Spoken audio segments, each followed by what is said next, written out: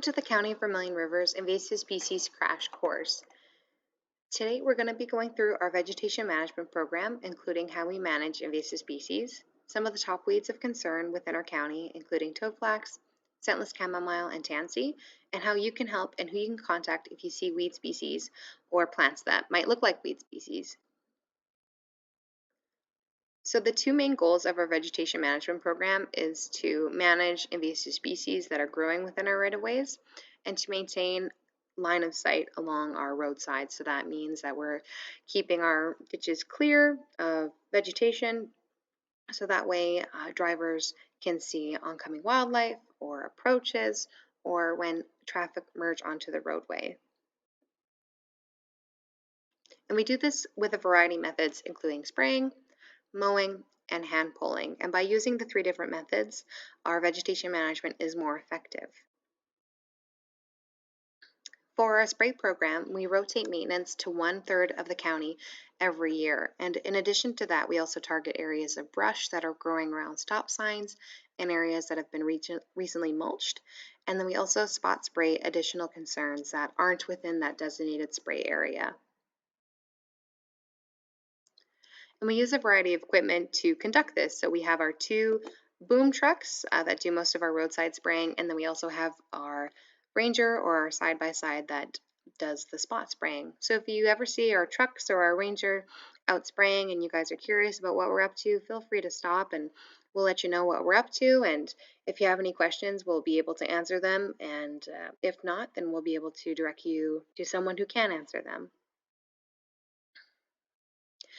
So when we select a product, we select a herbicide that is only effective on certain types of plants.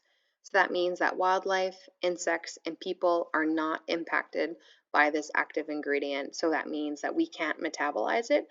So it is just excreted through our system without impacting us. And it's safe for grazing and haying after it's applied. And we also maintain buffer zones for our aquatic life.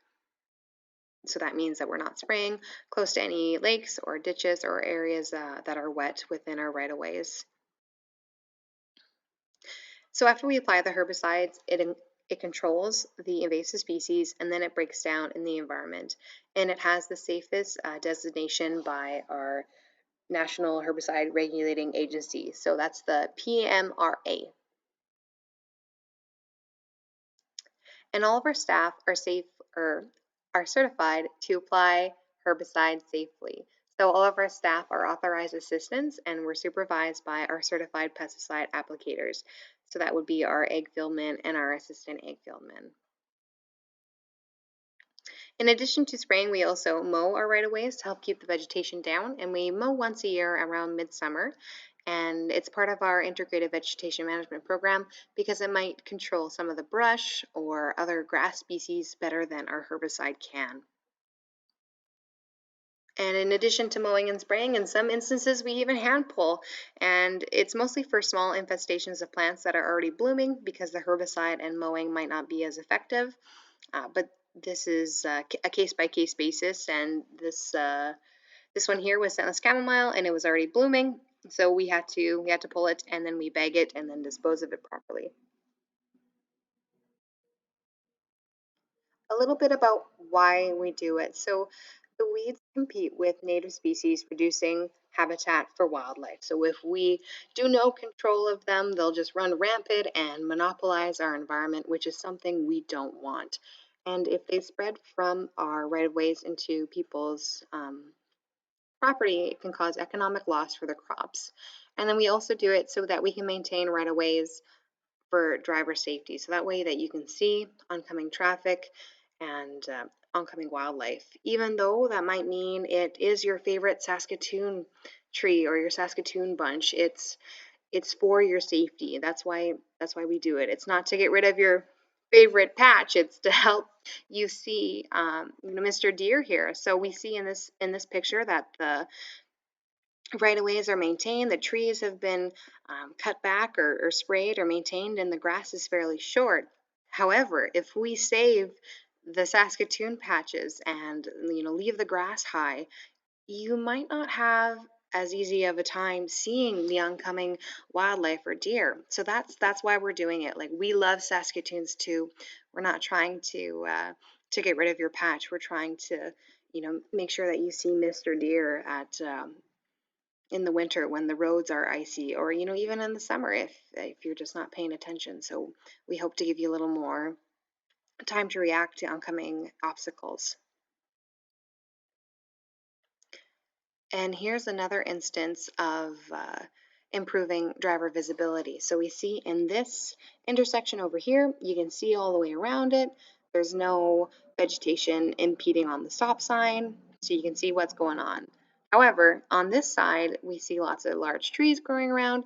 You might have a harder time seeing traffic that's oncoming, or they may have a harder time seeing you and to stop properly. So we do it to keep everyone safe and to maintain our right-of-ways. So now that we got a little bit about why we do it and how we do it, let's figure out some of the common species that are growing within our right-of-ways that might be causing a problem. So our first one is Toadflax, or it's also known as butter and eggs. So this one is going to be easily identifiable by the snapdragon-like flower. It has very thin leaves with a strong midvein, so it has a big line going through the leaf, and they grow in thick, dense patches. And these guys normally always bloom in July, August. And so if you see another species that's growing in the May, June that's yellow and in patches, it's probably buffalo bean. And so we're going to take a look at what buffalo bean looks like. So toadflax, big serious problem, very light buttery colored, very thin leaves. Going to bloom in July, August. Buffalo bean, very thick leaves, more of a darker golden yellow, and then it'll bloom in May, June. Our second biggest weed is tansy. This one's going to be found more commonly in wet areas. And so we're going to ID this one by the thin fern-like leaves and the odd looking button-like yellow flowers.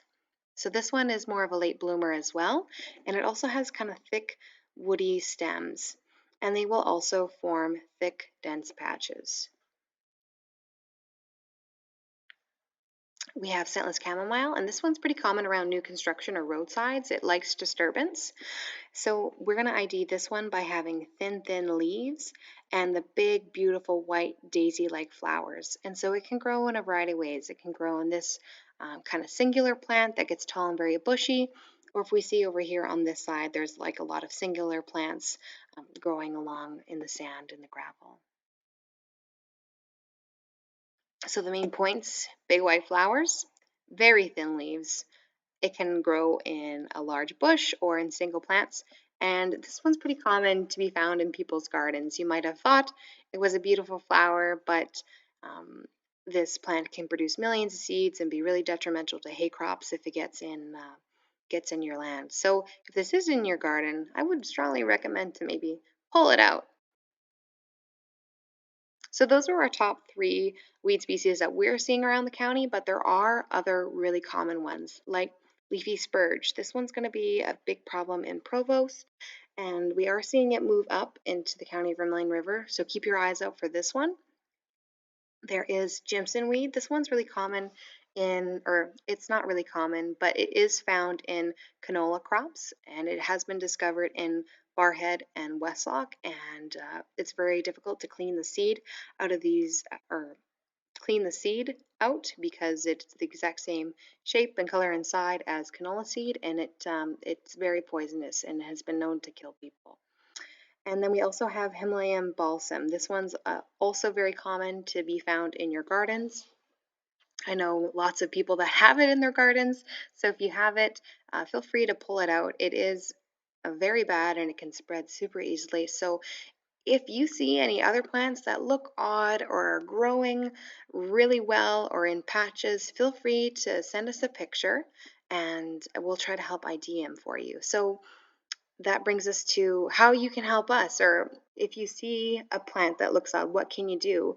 So the best thing you can do is send us a picture or give us a call and describe it as best you can, like what if you know it, and if you don't know it, the color and size. And then where you found it. So on the range road or township roads or in your yard. So then that way we can help control it if it is in our right of ways. And you can contact us by sending pictures to crchuck@county24.com or calling the office or this cell phone number. So thank you for listening. We appreciate you guys trying to learn about invasive species and what we do, and together we can all help prevent the spread of invasive species.